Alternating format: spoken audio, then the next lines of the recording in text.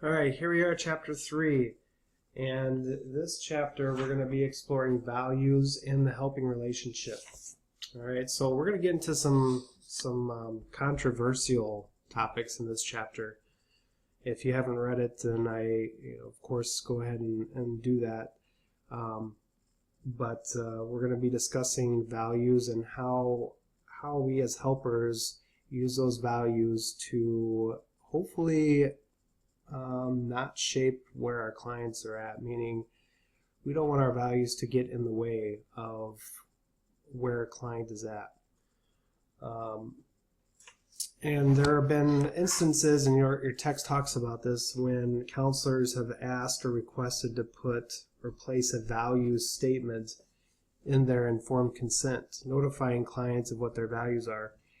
And there are some inherent problems with that, because you take the neutrality away from the counseling experience by inputting your own values. And if we're truly about helping people, our values should be placed on the back burner when a client presents issues that may conflict with those. Now, of course, there are always circumstances where that does not necessarily hold true. An example of that would be if someone is causing self-harm to themselves or threatening to harm themselves or harm others. Then we have that duty to notify the proper people. And that falls in line also with our ethical responsibilities as well. But what we're going to be discussing are some questions to think about. Can you interact honestly with your clients without making value judgments? How are you affected when your clients adopt your beliefs and values? Do you believe certain values are inherent in the therapeutic process? If so, what are these values? So there are some thought-provoking questions that you should explore as you pursue your career. And, you should definitely know your positions on different issues as well. And where do you develop those views? Are you open to being challenged on those views? Because ultimately, probably one of the toughest things to endure is if you put your values or your belief systems out there to a client, now you're putting yourself out there and you have opened the door for that value and that belief system to be challenged. And so if you put that out there, then expect a discussion about it if that conflicts with the client's values and belief systems. And now you're engaged in it could be a power struggle. It could be a type of battle that you don't really want to get into, because then it takes the focus off of the client and what they're there to do. So there are some terms here that we're going to be looking at. Value neutrality here, the assumption that the therapist's values do not influence the therapeutic process, and obviously that's what we're going for. However, we're all human, and we all have values, we all have belief systems, we all have morals that we subscribe to, and so it's difficult. Everyone has those built into themselves, and it's based upon our experiences and how we were raised or not raised. And so there's also going to be conflicts. So what do you do when you have a conflict of interest with someone, or if there's a conflict of belief systems that's very obvious to both you and the client? Well, you have an option, and one of those options is to simply refer that person to someone who could serve him or her better. One of the things counselors need to get over is the ego issue, because we want to try and help everyone we can, and we think that we can help everyone, and that's not always the case. There are some people that no matter how hard you try or no matter what technique you use, they're just not going to respond to you, and that's okay. And so you have to be able to recognize that, and you have to be able to refer that person out to someone else who could benefit him or her. It's not okay for us to hold on to clients and try and work through issues after recognizing that the relationship just isn't melding together.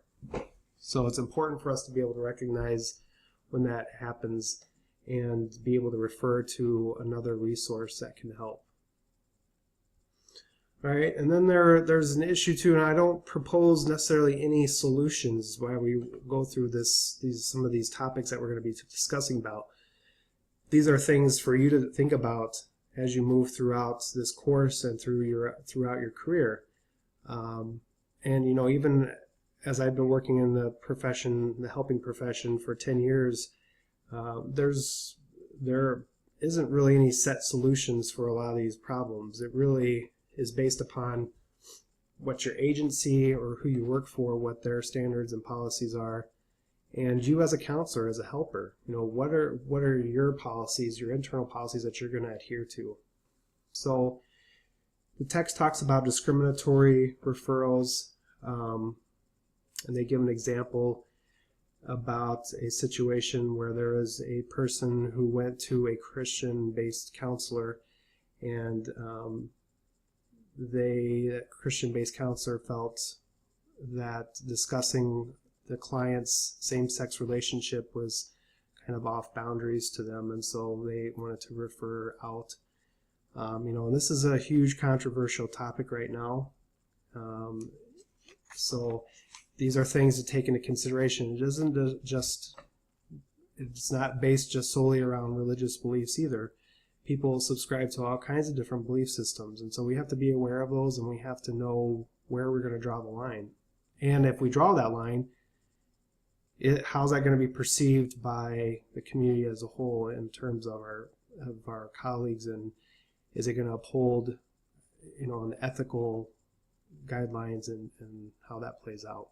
So some things to think about. And there are some legal ramifications as well for if the situation comes up that there is a conflict between a counselor's values and a client's values. So there are some things that are maybe off limits to some clients or some helpers, and so you need to explore and make sure that if you're basing your decision on this set of beliefs, how's it going to affect you? How's it going to affect your client? So it's important that you explore those avenues before you make your decisions on how you're going to move forward with someone that may have conflicting values or beliefs. It's also important that you seek supervision on a regular basis as well to deal with some of those. We all have biases. I don't care who you are, what your belief systems are, if you're liberal, conservative, we all have a bias, and so it's important to recognize what those are, like I mentioned before. And the text discusses specific issues such as conflicts pertaining to abortion, so you may want to read that. How do you counsel someone that may be considering an abortion if your values or your beliefs conflict with that? Now, I want to say this about any issue that your client brings to you. Most of the time when clients come to you, they're coming to you because they want help. They're coming to you because they're not sure what decision they need to make about a certain topic or a certain area of their life. And so they're seeking your help.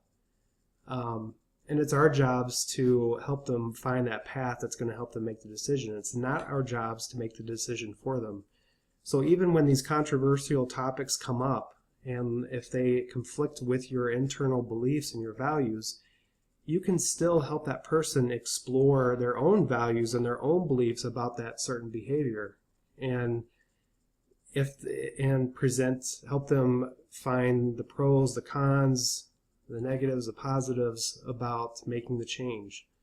So it's very important that we remain neutral, and in doing so, we can help that client hopefully see different perspectives if needed, or if they've made their decision based on just a couple conversations with us, and they want to move forward with the decision they had originally come in to see you about. Those are things that need to be explored, but most people come in with ambivalence about the issue at hand. So we can explore that with them without necessarily agreeing with them. And then there's lots of case studies in this chapter as well. All right, and then it goes into some links about the spiritual and religious values and how those play a part in counseling. And I'll tell you that I'm a spiritual person. I am a Christian, and so when I've counseled people in the past, the belief system I subscribe to teaches me that I need to respect everyone and I need to treat everyone with respect and listen to them. And so by doing so, I can listen to someone and then help them make a decision on their own. It's not my place to make a decision for someone else, but it is my place to give them information when they request it. It is my place to help them find their own path. All right, so religious teachings and counselings, personal beliefs and values of counselors. So a lot of information and research in this chapter regarding how personal beliefs and values of counselors can interfere. How do we deal with that? There's training that people can go through as well. It's a good idea to have a support network of peers that can help you. I know that when I did AODA counseling, I worked with a great bunch of counselors, and we would meet once a week for our staff meeting, and that was our time to kind of vent and discuss things and try and figure out solutions to issues that we were kind of stumped on. So I highly recommend that you surround yourself with people, like-minded people, that can help you, because that's what we do. We help our clients, but we also need to help ourselves as well. So that is chapter 3.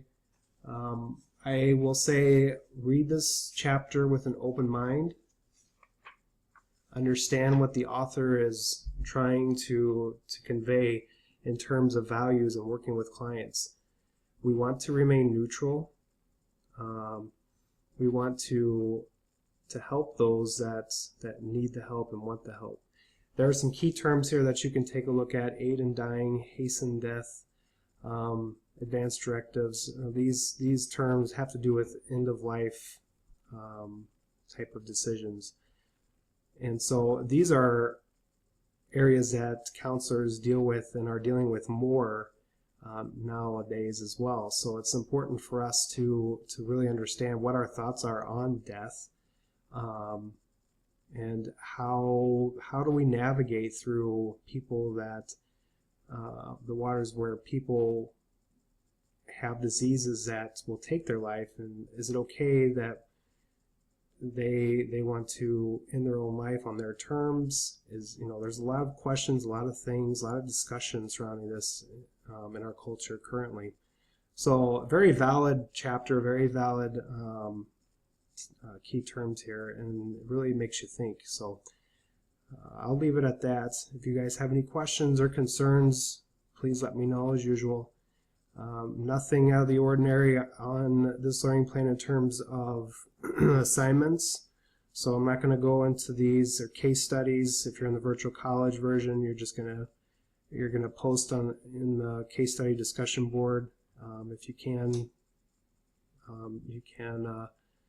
you can post to someone else's, one of your classmates' posts as well. And you have your discussion board, and you're reading chapters 8, 9, and 10 in lying on the couch. All right, see you in the next learning plan.